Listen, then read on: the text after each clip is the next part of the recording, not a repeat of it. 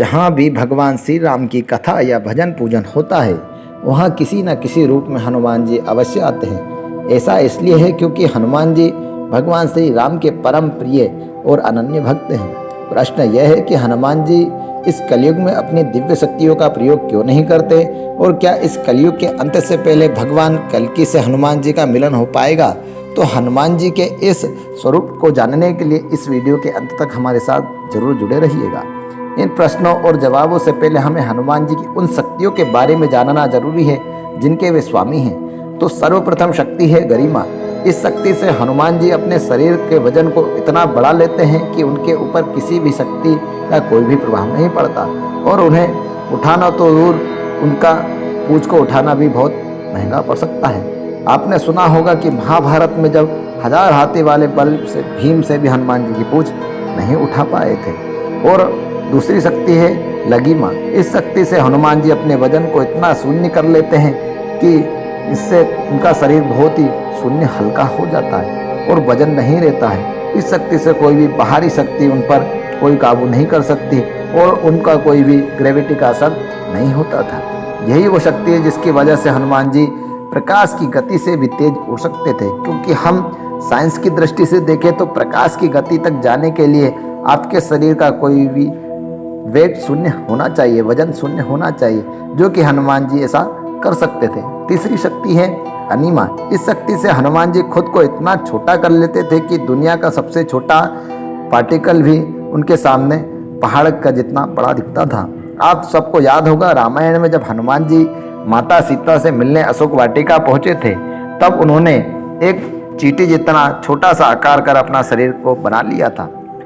वहीं चौथी शक्ति है महिमा। इस शक्ति के प्रयोग से हनुमान जी अपने शरीर को मन चाहा जितना विशाल बना सकते हैं। फिर उनके सामने पूरा ब्रह्मांड भी छोटा पड़ जाता है। आपको याद होगा कि संजीवनी बूटी लाने के वक्त हनुमान जी ने खुद को इतना बड़ा कर लिया था और फिर उस पहाड़ को अपने हाथों में उठा लाए थे। पांचवी शक्ति है प्राप्ति। अगर ये शक्ति किसी के पास हो तो वह मन चाहे चीज को प्राप्त कर सकता है और कोई भी उसे रोक नहीं सकता। हनुमान जी के पास भी यह शक्ति थी और उन्हें मनचाहा चीज को पाने से कोई रोक नहीं सकता था। जैसे कि आपको पता होगा कि उन्होंने बचपन में सूरज को फल्क समझकर निकल लिया था, लेकिन समय रहते ही इंद्रदेव के वज्र प्रहार से सूर्यदेव को सृष्टि के कल्याण के लिए छोड़ दिया था।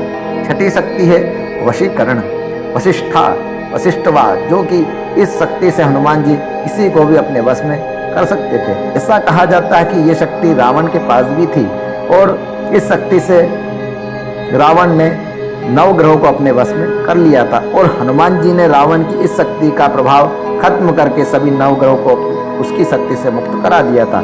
सातवीं शक्ति है इशिता शक्ति, जो है इष्ट सिद्धि और ऐश्वर्य सिद्धि की कहा जाता है। ये सिद्धि जिन देवताओं के पास उनके ईश्वर के समान स्वरूप प्राप्त होता है और इसलिए हनुमान जी अपने किसी भी भक्त के कष्ट को हर लेते हैं। लेकिन हनुमान जी क्या इन शक्तियों का इस कलयुग में प्रयोग क्यों नहीं करते? क्योंकि ऐसा इसलिए कि कलयुग के आरंभ में ही हनुमान जी मनुष्य के इन दुष्कर्मों से विचलित हो गए थे।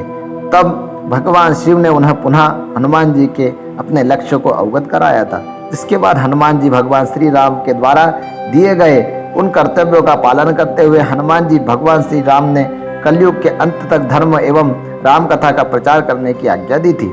तो फिर इस कलयुग के अंत से पहले भगवान कल्कि से हनुमान जी का मिलन कैसे होगा?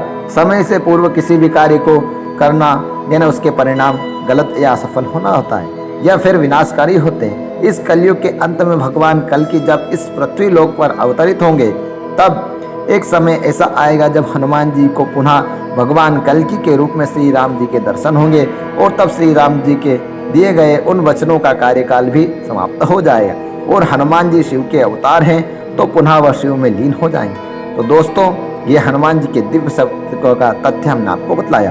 अगर आपको यह वीडियो पसंद आए तो वीडियो को लाइक करें और कमेंट में जय श्री राम लिखें। मित्रों, धन्यवाद। जय श्री महाकाल।